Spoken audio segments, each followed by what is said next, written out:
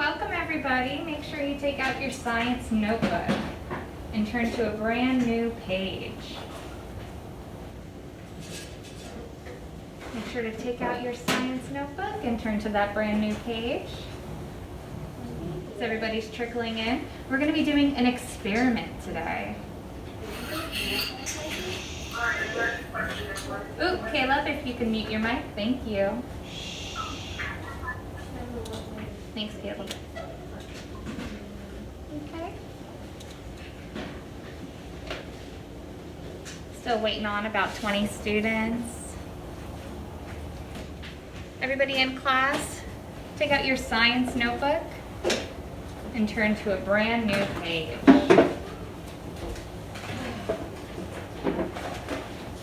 Science notebook, brand new page. Okay, make sure it's out. Fold it down on your desk. If you see that little critter on the Jamboard today. Yes. Science notebook. Science notebooks, brand new page. It is.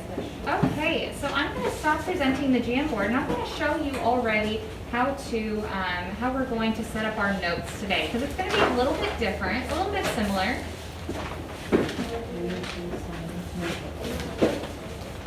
I'm named there. Squiggly.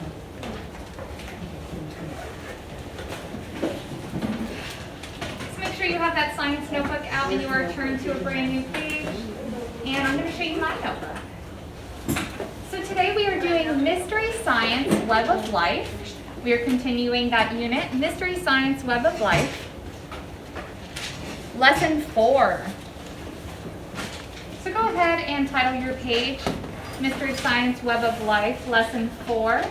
And Lesson 4 is called Decomposers, Nutrients, and Matter Cycle.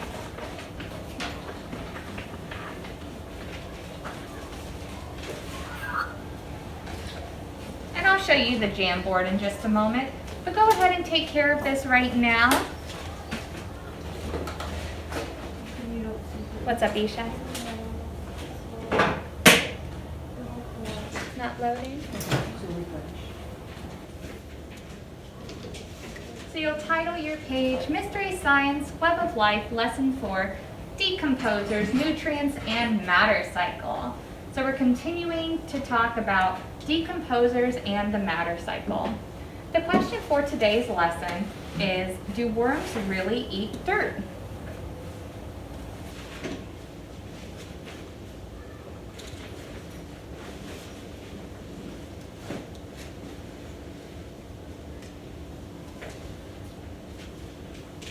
So take some time to leave room for your question and hypothesis.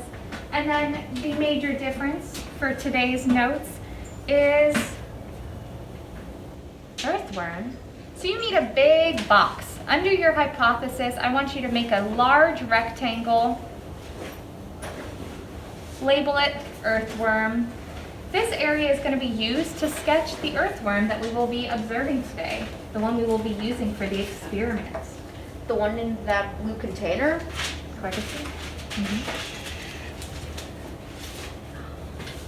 So let's set up our notes. Underneath that rectangle for earthworm, we need the title observation, and then skip a few lines. Wait. Put our hypothesis In the chat. yeah, in just a moment. So we're just setting up our paper right now, so the rest of the lesson can go so smooth. And if for some reason when I move off of this page, if you have not completed it, that's okay. I'll remind you what you're supposed to have in your notebook.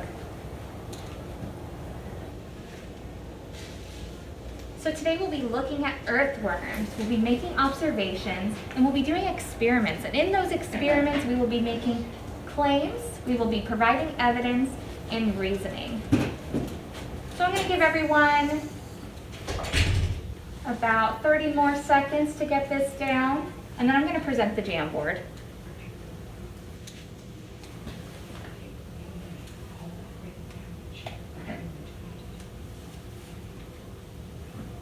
Yeah, Richie? I don't have the Jamboard link. You don't have the Jamboard link? The Jamboard link? Oh, you don't need the Jamboard link right now. It's always on Power School, but I'll present it. So you'll have the title, your question and hypothesis, as usual. That large rectangle where you'll make the sketch of the earthworm. Right now it's just blank, just like mine. Then you'll have observation underneath. Skip a few lines, claim, evidence, and reasoning. So if you did not complete this, it's okay. I'm going to show you the Jamboard right now. What can I do for you, Pierce? Ms. Kruger, aren't we supposed to put our hypotheses in the chat? You are one step ahead. We're going to take a look at the Jamboard. I think I said wrong. Just 1 second, Pierce. We'll do it all at the same time. Okay.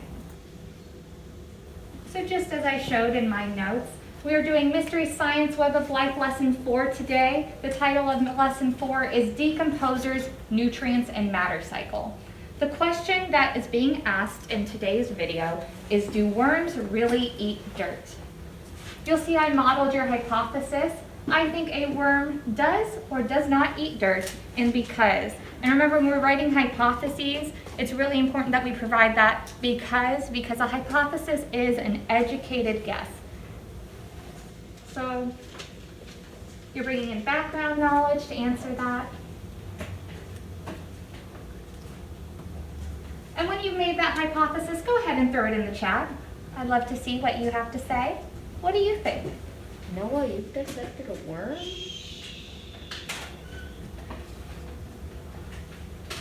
What do you think? I'm going to go look.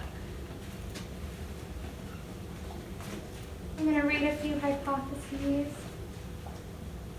Olivia says, no, worms do not eat dirt because they eat dead plants and only push the dirt to the side to burrow. Interesting.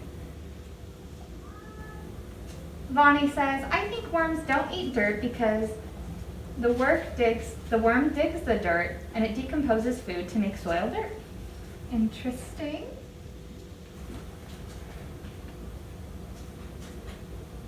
Awesome, everybody. So worms, show me by a raise of hand who's seen a worm on the sidewalk after a rainy day? Me.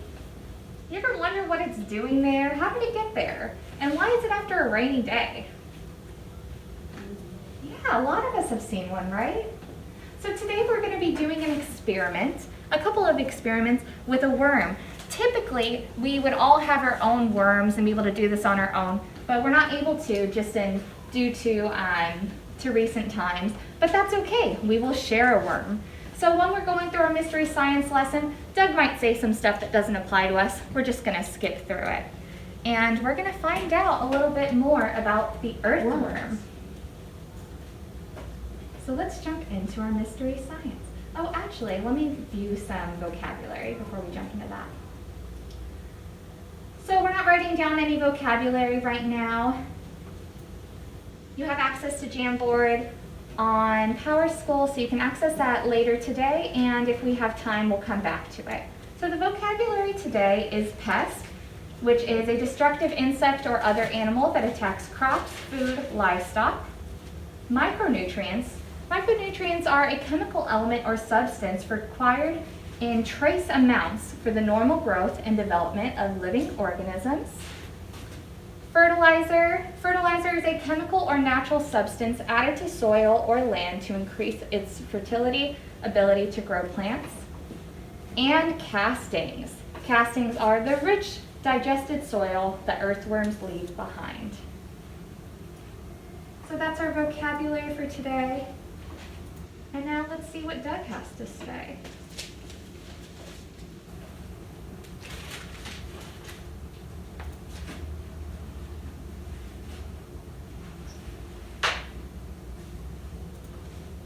Hi, it's Doug. The next time it rains, go out for a walk afterwards and look closely at the sidewalk. You'll probably see lots of these. It's an earthworm. Earthworms seem to love to come out after the rain. Scientists in England named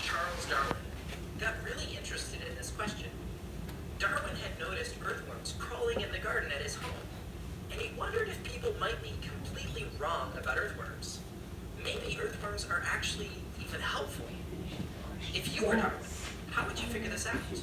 How would you figure out whether worms are pests or whether they're maybe even helpful to a garden? Okay, that's an excellent question. I'm going to throw a poll to everybody. Have you used the poll feature yet? Yes.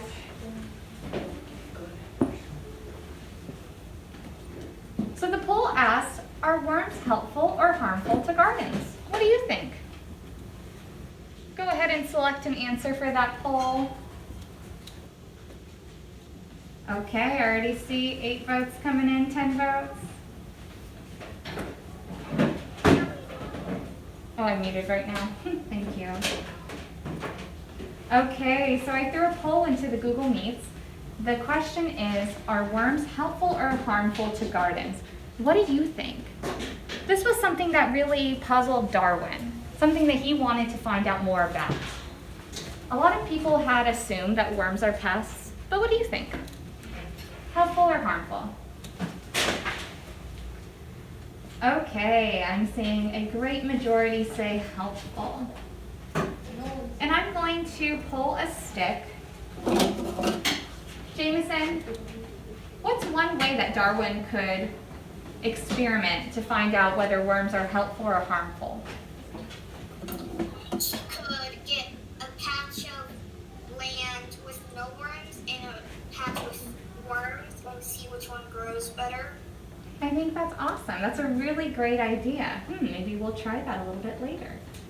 Okay, so let's keep going with mystery science.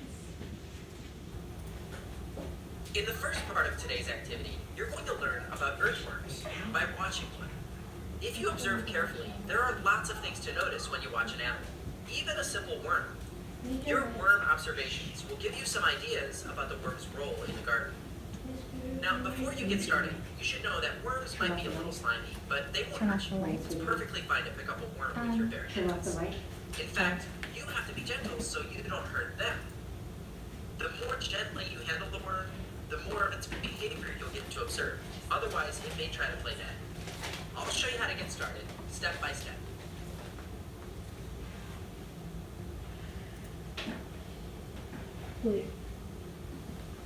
Get these supplies.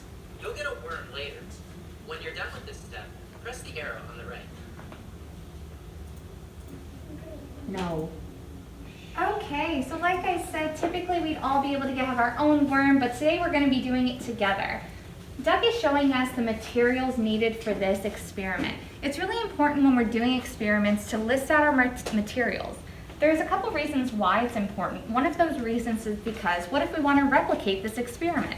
If you want to replicate the experiment or you want to tell someone, hey, try this out, well, it's kind of difficult if they don't know what the materials are, the required materials. Another reason is because there are a lot of factors that go into an experiment, and the more that you're knowledgeable beforehand, the better that you'll be able to understand the results. So I have these materials out here in front of me. Let's find out what else Doug wants us to do. Fold or tear your paper out. So when you're conducting an experiment, you make a claim, and then you find evidence. So we fast forward a little bit. Our worm crawled underneath the paper. I think that's pretty good evidence that the worm prefers a dark space. Would you agree? Give me a thumbs up if you agree that that's pretty good evidence that the worm prefers a dark environment. Yeah. And I actually already knew that a worm preferred a dark environment because I know that worms are very sensitive to light. They don't have eyes like us, but they have photoreceptors and they can pick up on the light. And it's very overwhelming for them. Also, the light typically means that they're going to dry out. So our worm went and hid underneath there. Let's see what. Oh, he's picking now? Yeah, so we're going to take a look at our worm again. We're going to go back to see what Doug wants.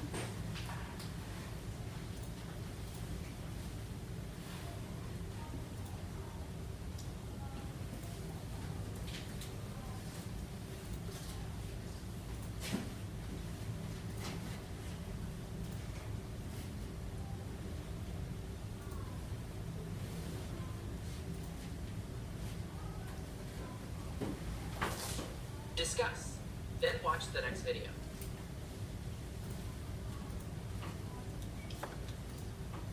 So why do you think the worm settled down where it did? I'm gonna pick a stick. Sophia, why? Why do you think the worm settled where it did? Oh.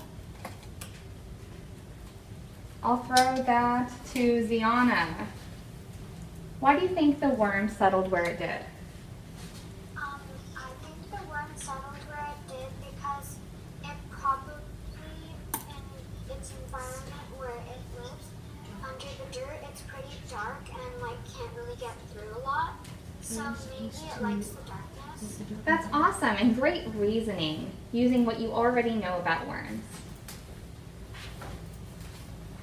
In order to figure out whether worms were pests or helpful, Darwin started by closely observing worms' bodies and their behaviors, just like you did. Maybe you observed some of the same things that Darwin did. First, Darwin noticed how worms have soft, flexible bodies What's up, Nisha? made of these circular ring segments. Earthworms move by squeezing and stretching these segments of their body one by one, inching their way across the surface or squeezing themselves through tiny openings. When Darwin watched worms outside, he saw that they burrowed down into the soil. They didn't like being exposed to the air, probably because it dried them out. Here's a sped up video of when we did the experiment. Notice the worm didn't have anywhere to burrow since it was on a plate, but it probably would have burrowed if it had a choice. Instead, some of our worms went underneath the paper towel where it was damp. Some of them also went under the piece of black paper, trying to get away from the light. Even though worms don't have eyes, they can still sense light. Darwin figured this out by shining candlelight on worms in a container to see how they would react. He shined light on just half of a container full of worms, and found that the worms always crawled away from the light and tried to find somewhere dark to hide. Did you figure out which end of the worm was its head? They do have a head and a tail, but it can be hard to tell which end is which. Usually when worms move, they go forward, so you can figure that end is the head. But they sometimes go backwards too. So it seems like nearly everything about a worm's body makes it ideal for living in the soil. It likes dark and damp places. It's flexible and soft, so it can squeeze into small places. And it can move forward and backward. But out of all of these characteristics, nothing seemed to suggest that worms were pests that would kill plants in a garden. They really seem harmless. They don't have ears or eyes, and their mouths are tiny. Maybe they could eat dead leaves, which are soft and easy to chew. But earthworms don't have strong jaws to chew through tough living plants the way that caterpillars do. At the end of all of his observations, Darwin found no evidence that worms were harming his garden. In fact, Darwin found something that made him think plants might actually do better when there are worms around. Darwin observed that worms were coming to the surface and leaving behind what looks like little mounds of soil. They're called worm castings. It turns out, castings are what the worm excretes. They're worm poop. Worms, when they move through the soil, bring soil from lower down in the earth upwards, creating a new layer of soil on the surface. This reminded Darwin of something he knew farmers already did to mix the soil on their farms. They plowed the soil like this in order to mix the layers and loosen it up for plants to grow. It looked like worms were doing exactly the same thing, just on a smaller scale. After almost 30 years of researching earthworms, Darwin published a book about them. In that book, he claimed that worms were actually helpful to a garden. They were like nature's plows, mixing up the soil and loosening it so that plants could grow better. Most scientists were convinced by Darwin's book that worms weren't pests after all. But not everyone was convinced. After all, worms are so small and weak. They couldn't possibly be doing that much, thought some scientists. What do you think would convince these other scientists of Darwin's claim that earthworms are actually helpful to a garden? So we just learned something really important about earthworms. Caleb, what did we just learn?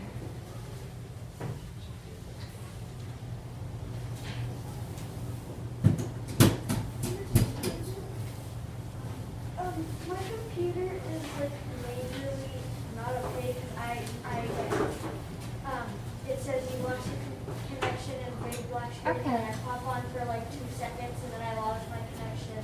Okay, And it's doing that. just hang tight for right now. So I asked Caleb, so what we just learned about worms is that they act as a natural plow. What they do is they mix the soil. And that's really important because there's different layers of soil and they have different kinds of materials in it. And farmers know that if they want nice, rich, nutrient-rich soil, they have to mix it. And then what else did we learn about worms? What do they leave behind? Can anyone tell me? What do worms leave behind? Lucas? Are you raising your hand? They leave behind their soil, like their poop. Yeah, they leave behind their poop, also known as castings, which is nutrient rich and really good for the soil. So let's keep learning more. Darwin learned a lot about worms and their importance, but he didn't figure out the whole story. Worms are helpful, but they aren't just helpful because they move the soil. It's because of what they do to the soil. Remember how worms leave castings behind? Yes. Castings are what's left behind from what worms are eating that goes through their bodies, gets digested, and then gets excreted as waste. But it turns out this waste isn't bad. It actually makes the soil even healthier than before. It's a fertilizer.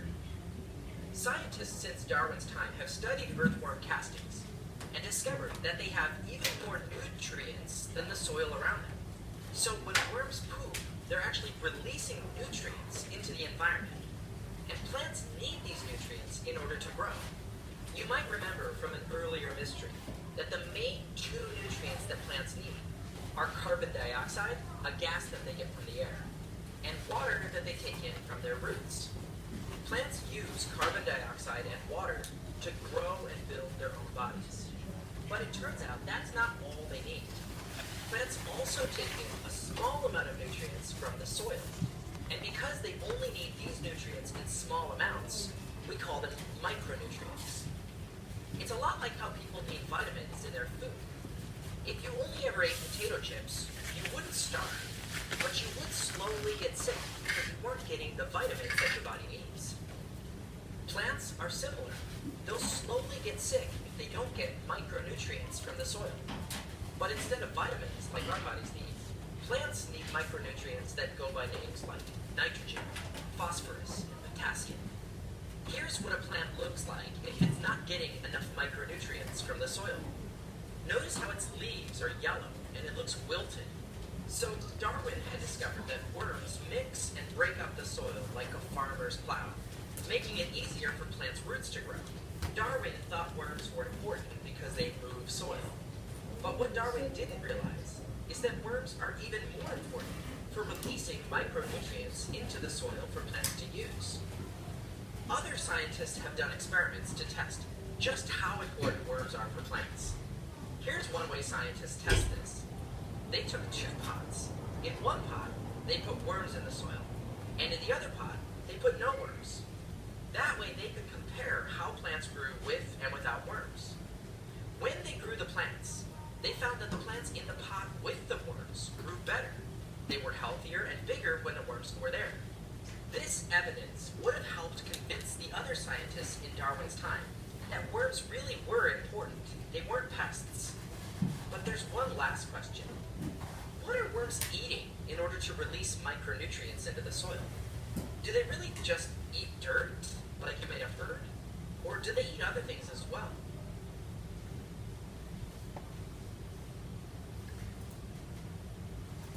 Okay, so go ahead and throw into the chat what is in these worm castings that make them so good for plants. So go ahead and throw that in the chat. What is in these this worm casting? Oh, the chat's closed? Okay, I'll open it. I got it. Okay, thank you. It's open. It's open. What are in these worm castings? Micronutrients, that's right. And did you notice that in the experiment with the two pots of soil, one with the worms, one without the worms, and then they wanted to see how well the plants grew. In that experiment, the worms were known as an independent variable. Independent. They were there or they weren't there. They weren't affected by being in the soil. But what was affected, what was the dependent variable, was the plant growth. Why do you think it's important that the scientists set up the experiment this way? Vonnie, why do you think it's important that they set up the experiment this way? Oh, Vonnie might be glitching.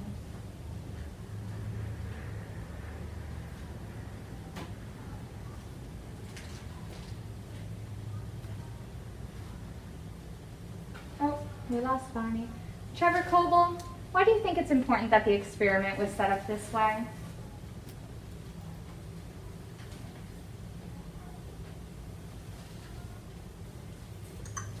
It's to see whether the nutrients that the worms made help the plant or not. Yeah, exactly. So we just have that one variable, whether the worms were there or not. Nice.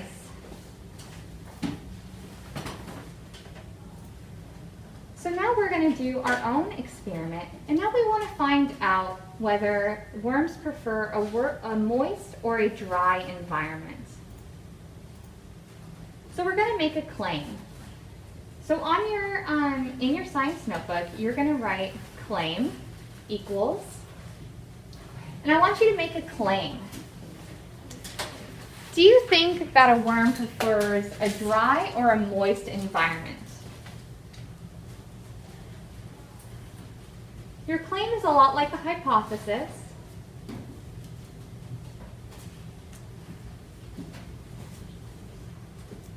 So write that down in your notebook. And we're going to go back to our worm.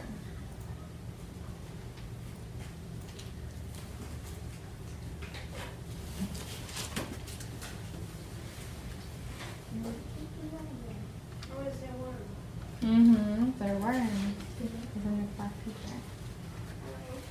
And after we make our claim, we need to find evidence. So my claim is, personally, I believe that worms need a moist environment. And I believe that because I know that the soil is usually moist, and I only ever see them when it's been raining out on the sidewalk. So that was my claim. Now we need to find evidence, and we find evidence by doing an experiment. So let's look at our worm. Hey, buddy. He's wiggling around. And we're going to set up a new piece of paper, or a new plate. And I have a paper towel on it. I'll fold the paper towel in half. And half of the paper towel is going to remain dry. And I'm going to put water on the other side. And what I'm going to do is I'm going to put the worm right in the middle. I called him Dr. Worm. I'm saying, Dr. Worm, where do you want to go? So I'm going to put water on just one side of the paper towel.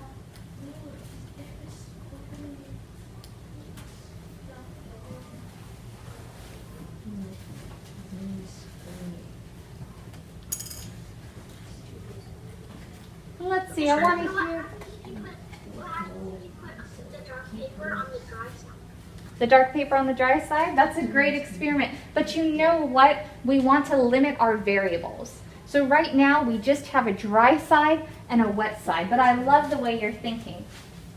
Kevin, what do you think is going to happen?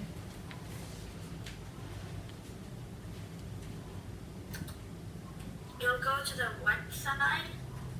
Okay. And I'm going to put the spoon on this side so you can tell. That's, oops, if you can see. You see the spoon? Yeah, that's the wet side. Might be a little bit hard to see on the camera.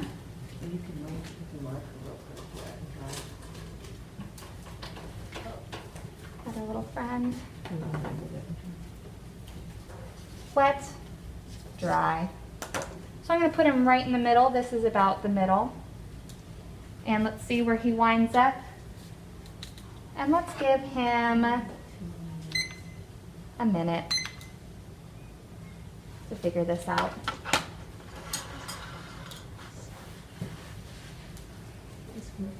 Where is he gonna go? Well, he's already on the wet side. Let's see if he's pretty content right there.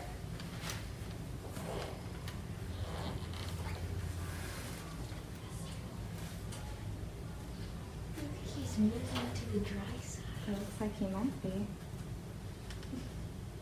Where's he moving? Or is he moving off of the paper towel? Oh, changed his mind. So he's checking out the dry side right now. What's he thinking? He's making that feel wet. I think. So he's exploring his environment. He's moving his butt. Where's he going? Where's his head? Oh, I think he's making his decision right now. And that was a minute. What? Yeah, he decided. He was looking So in the end, he is still on the wet side. So we've just gathered our evidence that supported our claim that worms prefer a moist environment. So what's the reasoning behind that? So I actually have some reasoning behind it because I looked it up. I was curious last night. I wanted to find out. And I found out that worms breathe through their skin. Did you know that? Well, now I do. Yeah, it's kind of interesting. Worms breathe through their skin, and if they dry up, they can no longer take in oxygen because it interrupts the process of diffusion that happens on their skin. So that's why they prefer damp places, because if they don't have that moisture on their skin, then they can't breathe, and they'll dry up. Pretty interesting, huh? You still watching him? Yeah, I'm still watching Scrum doing his thing. So we're gonna have some time. Put the black paper on the dry We'll see if he moves off. He's trying to leave the paper right now. Good side. No, time. my everything's. Yes, okay, look at it. Mm-hmm. So let's finish our mystery science because I know Doug has something really important to tell us, and then we can come back to our worm. Doug doesn't want to tell us. He doesn't know.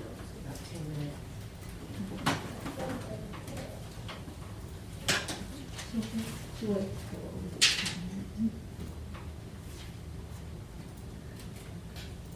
Because we still haven't answered our mystery science question.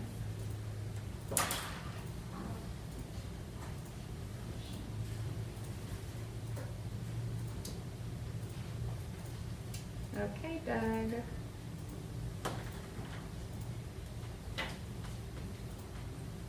Okay. There are lots of different experiments you could do with earthworms. You can learn a lot by watching closely and experiment by changing one thing at a time. Here's just one example of an experiment we designed. We wanted to figure out, what exactly do worms like to eat? I mean, do they actually eat dirt, or do they eat stuff that's in the dirt? We decided to give worms a choice between dirt with no dead stuff in it and dirt with dead stuff in it. Now, to create a fair test, we made a worm bin out of a plastic box, and we put dirt on one side and a mixture of dirt and dead plants on the other side. We thought about other things that might affect what the worms did, like light and dampness, how wet it was in there. So we made sure the whole box was damp. And we decided we would put it in the dark. Then we put 100 earthworms in the middle of the box and waited for 2 full days for the worms to move in the box and make their choices. What do you think? Then we counted the worms in each half of the box. Are you ready for this? After 2 days, when we counted the worms on each side, we found 11 worms on the side with only dirt. On the side of the box containing dirt and dead plant material, we found 89 worms. Our experiment supported the claim that earthworms prefer dirt and dead stuff. This evidence fits with what scientists have observed. Worms eat dead leaves and dead plant roots. That doesn't hurt the plants at all the way caterpillars do. Earthworms really aren't pests. If you think about it, earthworms are actually decomposers. They have something in common with fungi, things like mushrooms and mold, and microscopic organisms like bacteria. Decomposers are responsible for breaking down all kinds of dead or decaying matter to make it usable again as soil with micronutrients for plants. Scientists also found out that if you observe soil up close through a powerful microscope, you'll find all kinds of microscopic organisms. It turns out that worms eat those tiny living things too. So to answer the question, do worms eat dirt? The answer is not exactly. Worms eat stuff in the dirt, like decaying plants, tiny living organisms like bacteria, and also animal waste. If you were to take out all of the living things and all the decaying material from the soil, earthworms wouldn't be able to survive on just the rocks and minerals left behind. Scientists like to distinguish between dirt, which doesn't have any dead or living material in it, and soil, which does. Worms prefer soil to dirt. Scientists are currently working to figure out even more ways that decomposers like worms can help us in the future, like breaking down garbage into great fertilizer for plants. Have fun and stay curious.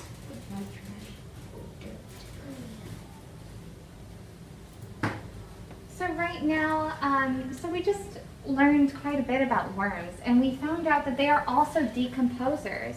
We talked about decomposers on Monday, and we talked about fungi, and we learned about their importance in the ecosystem. So I want you in the chat right now to post what are the two benefits of earthworms? So go ahead and throw that in the chat. What are the two benefits of earthworms? And I'm going to show our buddy again. Chat's not open? It is. No, it's open. It's always been noted. So what are the two benefits of earthworms?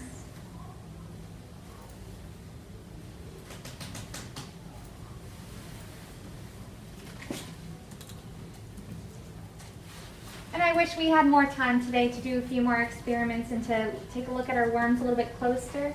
But maybe tomorrow we can start off the day with hanging out with our little buddy. Good, Leslie.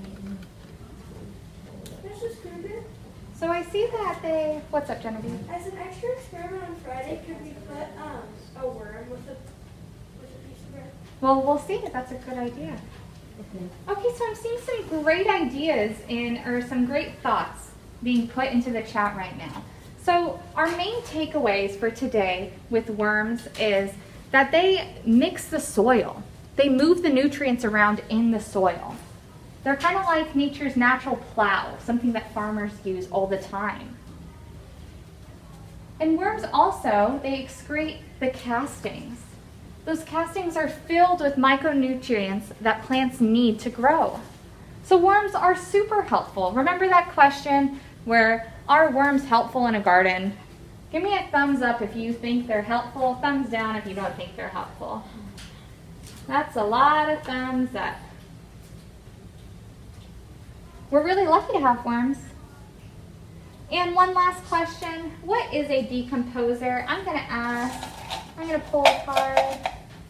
Noah, what's a decomposer? A decomposer is an organism that breaks down dead organisms and turns it into soil or something else. Yeah, that's awesome, Noah. So if you didn't hear Noah, a decomposer is an organism that decomposes organic matter. They decompose dead organisms, and they help keep our ecosystem and the matter cycle moving. So as much as I would love to do more with worms today, we are running out of time, but I have some announcements to make. First, I need to tell all of Mrs. Checkey's students that we are meeting after lunch today. All of Mrs. Checkey's students, we are meeting after lunch today.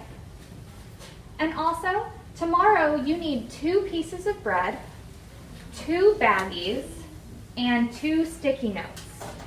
Those are the materials that are needed for tomorrow's lab. And I have one final announcement. Everybody needs to go on to PowerSchool and take the Google Form assessment for this lesson, for this Mystery Science Lesson 4. And that's for homework. So make sure to have that done by the end of today. Does everybody understand what's expected of them? Give me a thumbs up if you understand. Okay, and we're all going to finish our Mystery Science Lesson 4 Google Form before tomorrow? Yeah, everybody can do it? Awesome.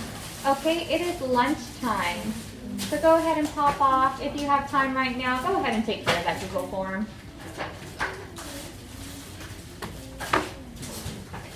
Lucas, you need to do the social studies.